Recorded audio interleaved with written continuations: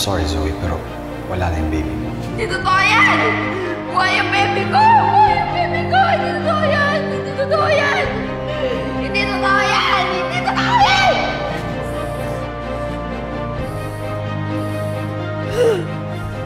Mawalang iya kayo! Mawalang iya kayo! Talagang hindi kayo tumigil. Hanggat hindi nawawala lahat sa akin. Lalo ka na, Annalyn! Lynette! Walang iya kayo. Pagbabayaran niyo to. Pagbabayaran niyo to!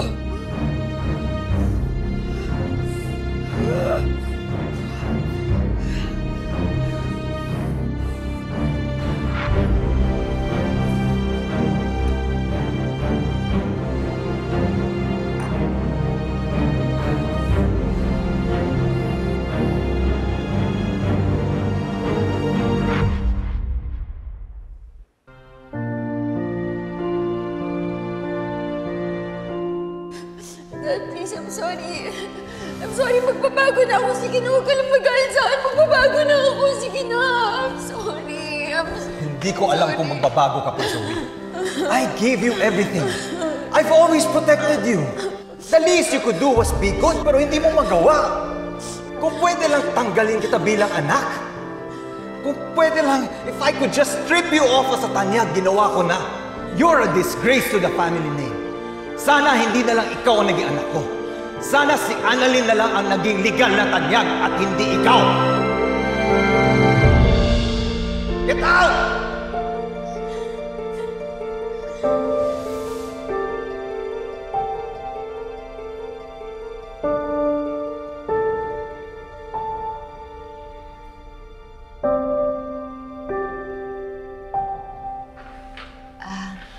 Pinuntahan kita sa clinic mo para dala ng pagkain, pero sabi ng sekretarya mo nandito ka daw.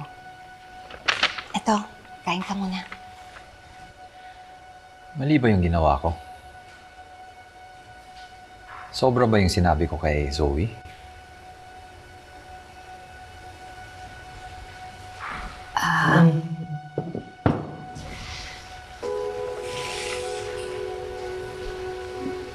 RJ, aminin ko sa'yo ha. Nagulat ako sa'yo kanina. Kasi hindi naman ako sanay na nakikita ka na ganun kagalit. Tapos kay Zoe pa. Pero naiintindihan kita. Kasi alam ko na matagal ka na nagtitimpi sa kanya eh.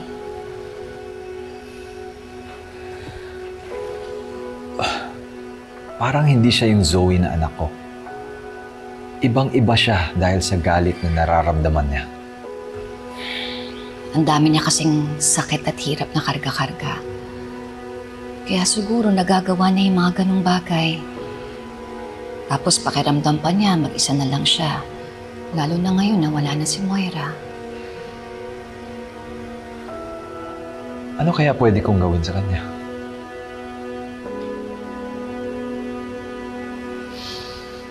RJ, kahit na anong mangyari, huwag kang susuko. Kahit gaano pa kasama si Zoe, anak mo pa rin siya. At higit kailanman, ngayon ka mas kailangan ni Zoe.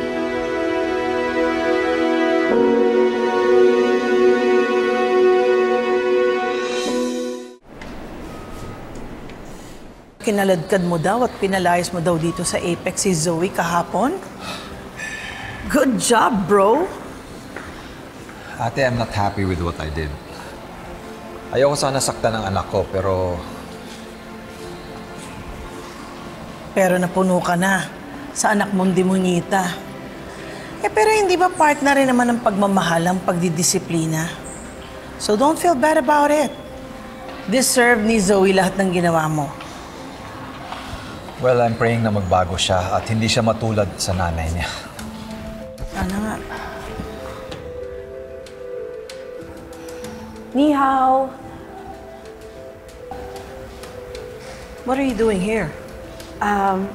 Masama kasi yung pakiramdam ko. Magpapacheck up sana ako sa ER nyo. Is everything okay? Mukhang tensyonado kayo. Okay lang ba kayo? It's none of your business. Kung gusto mo magpa-check up, doon ka sa ER.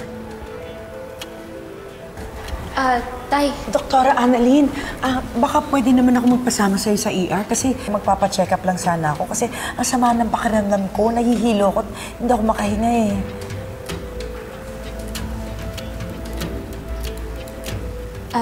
Sige po, sasamahan ko kayo. Tara, dito Salamat, po. salamat.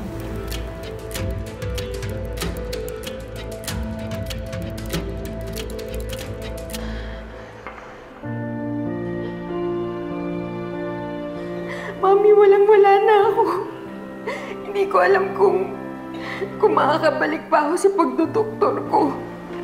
Sinira nila yung buhay ko. I have no one. Wala ka. Wala na si Dax. Wala na rin yung baby ko. Yung walang silbi ko namang totoong tatay. Nagbabaliw-baliwan pa rin. Tinulak na nga nila ako pababa. Tinapaktapakan pa. Mommy, I need you right now.